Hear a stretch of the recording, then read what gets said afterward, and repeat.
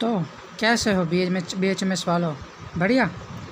In today's video, we will understand about what is the suspension repulsion of disease. First is repulsion of disease, second is suspension of disease, and in other videos we will understand the complex of disease. Complex disease means, ठीक है ना।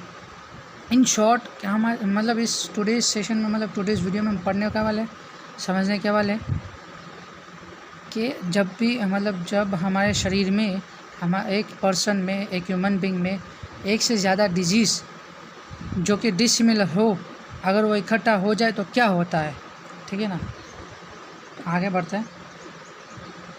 What happens when two dissimilar diseases meet together in the human body और same person, ठीक है। मतलब हम aphorism 36 और 38 and the 40, ठीक है ना। 36, 38 एंड द 40 पढ़ने वाले। दो जब भी बॉडीज़ में दो सिमिलर डिजीज़ मतलब मीट होंगी, ठीक है ना, तो उसकी 3 पॉसिबिलिटीज़ है, ठीक है। 3 possibilities of interaction. First is repulsion, then is suspension and third is complex, ठीक है ना। कॉम्प्लेक्स आई थिंक ज़्यादा अच्छा रहेगा क्योंकि कोएग्जिस्टेंस वर्ड मतलब जाहिर सी बात है उसमें दिया नहीं हुआ है, ठीक है ना, मटीरियल उसमें सॉरी ऑर्गेन ऑफ मेडिसिन में, ठीक है ना। Complex word is I think best रहेगा। ओके, तो फर्स्ट बात करते हैं हम रिपल्शंस के बारे में, ठीक है ना। इससे पहले थोड़ा सा कॉन्सेप्ट समझ लेते हैं। तो रिपल्शंस का मीनिंग क्या है कि आप मान लीजिए ह्यूमन बॉडी है, इसमें एक disease A D for disease, A for first disease, okay. A disease A exist करिए जो कि डिजीज़ बी के कंपेयर में स्ट्रॉन्गर है। तब डिजीज़ बी ह्यूमन बॉडी में जब भी ये अप्रोच करने जाएगी ना डिजीज़ बी, तो डिजीज़ ए उसको क्या कर देगी, रिपेल कर देगी, ठीक है ना।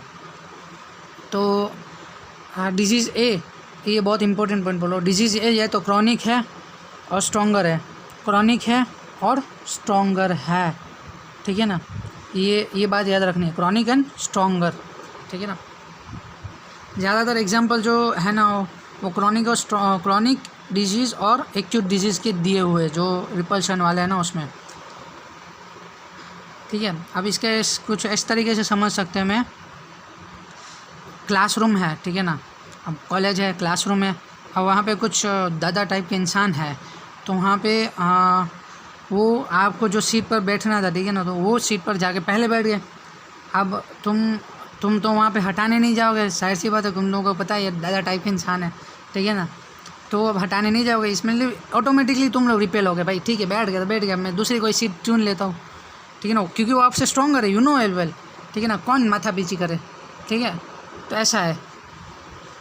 अब यहीं पे पढ़ते हैं, ठीक है ना। मैं इसमें पीपीटी में तो इसमें लिखा है, दिख रहा है, हाँ ठीक है। तो repulsions, if the existing disease is of equal strength और stronger than older, it defends its territory. मतलब वही बात है मैंने अभी बताई, the new disease is entirely deflected from the body and not allowed to affect it. कि अगर डिजीज़ अगर स्ट्रॉन्ग होगी, ठीक है ना, जो पहले से ही एग्जिस्ट कर रही है डिजीज़ ओल्डर वन उस बॉडी में, तो न्यू डिजीज़ है ना वो उसको ना तो अप्रोच कर पाएगी और ना ही उस पर हावी हो सकेगी उस डिजीज़ पर, ठीक है ना। तो अपने आप बॉडी को वहीं से छोड़कर चली जाएगी, वहाँ पे नहीं रुकेगी। देन इसके कुछ क्लिनिकल एविडेंस जो एग्जांपल्स जिसको हम बोलते हैं इल्यूस्ट्रेशंस, एग्जांपल्स दिए हुए रिपल्शंस के, नेचुरली जो ऑब्जर्व किया गया, जो अलग अलग मतलब डॉक्टर्स या साइंटिस्ट वगैरह ने जो भी मतलब ऑब्जर्व किए, ठीक है। तो सबसे पहले ऑब्जर्वर लैरी, तो लैरी ने क्या ऑब्जर्व किया, एग्जिस्टिंग डिजीज़ है और ये इनकमिंग डिजीज़, यानी एग्जिस्टिंग डिजीज़ यानी डिजीज़ ए, इनकमिंग डिजीज़ यानी डिजीज़ बी, ठीक है। तो लैरी इनके ऑब्जर्वेशन है स्कर्वी और एक्जिमा, ठीक है, ये क्रॉनिक डिजीज़ थी। और प्लेगी ऑफ लिवेंट ये एक्यूट डिजीज़ है।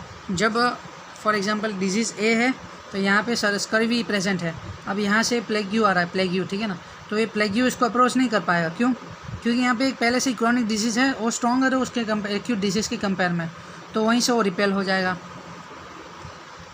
प्लेगी ऑफ लिवेंट, ये एकेदास में भी आई थिंक ये प्रीविलेंट और लिवेंट वर्ड यूज़ हुआ है। लिवेंट यानी एक पर्टिकुलर रीजन है, ठीक है ना, वो लिवेंट एक पर्टिकुलर रीजन है, मिड ईस्टर्न समथिंग रीजन है, ठीक है ना। सीरिया, लेबनान वगैरह वो सब उसमें आता है। दैन फिर ठीक है ना, फिर ये अपने आते हैं जीनर, रैचिटिस। रैचिटिस यानी ये टाइप रिकेट्स, ठीक है ना, ये ओल्डर टर्म है शायद, ठीक है ना, रैचिटिस रिकेट्स। तो rachitis existing disease and vaccination is weaker disease, ठीक है, ये दिमाग में होना चाहिए बस। और vaccination fail to take effect, यानी एक लड़के को रिकेट्स है, अब उस पर हम वैक्सीन देंगे तो वो वैक्सीन उसको अफेक्ट नहीं करेगी। वैक्सीनेशंस क्या है, वैक्सीनेशंस के कुछ इफेक्ट्स आने चाहिए। इसका मतलब वैक्सीन अगर दिया किसी बंदे को तो उसके ऊपर वैक्सीन का इफेक्ट आना चाहिए, तभी हम मानेंगे ना, हाँ भाई वैक्सीन ने काम किया। तो वैक्सीन उस पर इफेक्ट नहीं करेगी क्योंकि उस बंदे को पहले से ही रिकेट्स है, रैचिटिस।